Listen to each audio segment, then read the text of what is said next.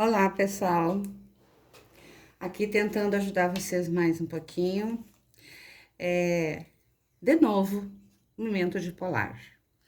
Quando nós falamos em momento dipolar, eu falei para vocês que duas coisas devem ser consideradas: a eletronegatividade, a diferença da eletronegatividade entre os dois elementos, e a simetria da molécula. Quando a gente fala em simetria, a gente se refere, eu me referi a um cabo de guerra, mas aqui nós temos o exemplo dos barqueiros. Então, se eu tenho o barqueiro puxando o barco só no sentido, e isso aqui seria correspondente a um momento dipolar, eu vou ter uma força em direção a outro ponto. Então, isso aqui vai ter um caráter polar.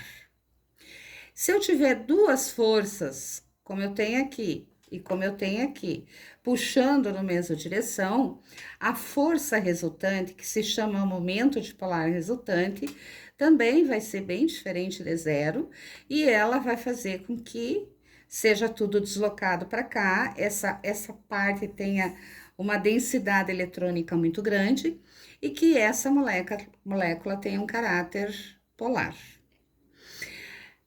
Quando eu expliquei para vocês como que seria na simetria, mesmo que os momentos dipolares entre um composto e o outro tivessem um determinado valor, eles se anulam a partir do momento que a molécula apresenta uma simetria. Veja o que acontece aqui. Uma molécula, um átomo está puxando cada um no sentido contrário e faz com que as cargas se anulem. A gente sempre fala, pessoal, que o momento dipolar resultante, ele vai ser a soma dos momentos dipolares individuais. Esse cálculo de momento dipolar é um cálculo que não é uma necessidade tão grande na hora de se visualizar em compostos orgânicos. O momento dipolar, ele sempre é calculado pela distância da ligação em relação à carga de elétron, que é 1,6 vezes 10 na menos 19 coulombs, e isso de repente nos torna nesse momento necessário para vocês.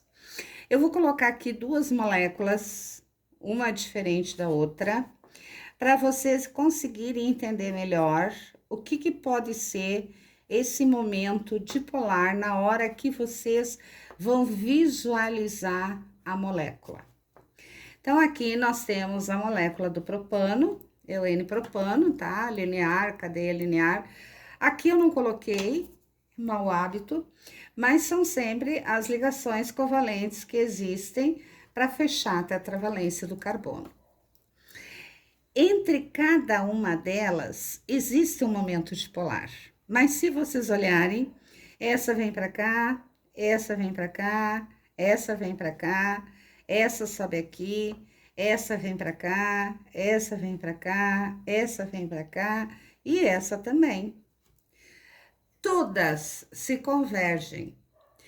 As ligações entre os carbonos não tem momento dipolar, porque é o mesmo elemento químico. Então, o somatório disso aqui, que na realidade não é uma soma matemática, ela é um somatório de simetria. A gente pode dizer assim, são forças que se anulam. Então, isso aqui, por ter todas essas ligações voltadas para pontos convergentes, elas começam a perder a sua característica. Então, eu digo que as ligações, elas se anulam. Essa ligação se anula em relação a essa em relação a essa, e assim vai. Dessa forma, eu tenho uma molécula completamente apolar. Agora, eu vou colocar uma molécula assim. Isso aqui é o nosso etanol, tá? Nosso famoso etanol. E aí eu quero saber se ele tem característica de molécula polar ou de molécula apolar. Primeira coisa, gente, essas ligações aqui vocês já sabem que elas vão dar um caráter apolar.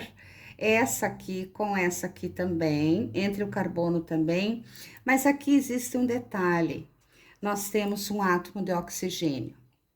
E o oxigênio, gente, ele é extremamente eletronegativo.